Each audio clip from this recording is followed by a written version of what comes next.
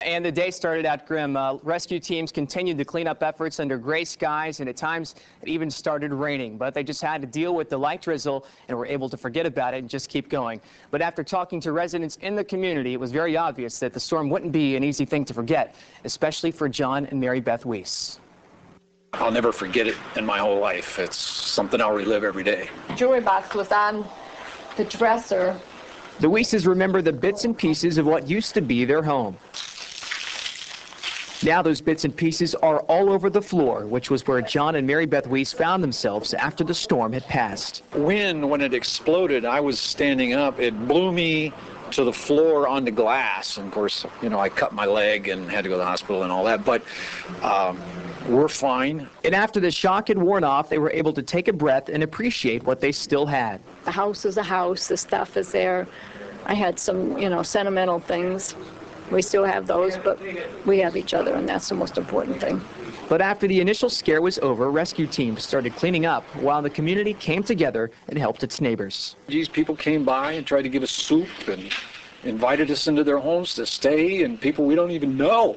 So I'm sorry, I don't mean to be emotional, but I've never seen people like this. It's wonderful. It's incredible, the damage done here in the villages. Behind me here is what used to be a pavilion, now just a roof laying on the ground. Over here, a recreation center. You can see the walls were pierced by debris, parts of the roof just torn apart. And of course, the most remarkable thing here, I think, is this neighborhood over here, Mallory Square, probably the hardest hit area in the villages. And officials are just blown away that no lives were lost. You look across the street, you'll see walls that are leaning over, and they basically had to crawl out of their homes, but they came out with minor injuries and no fatalities. And the Weisses say surviving this shows they're meant to weather any storm together. The table where she sits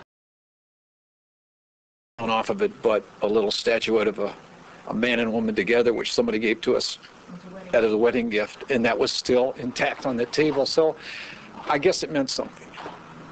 The Weisses say after they finish picking up what's left of their house, they're going to stay at their friend's guest home until everything is rebuilt. And the rebuilding process is expected to be a very quick one. In fact, emergency officials say they plan to have power restored there sometime tonight. Jason Dunning, WCJB, TV 20 News.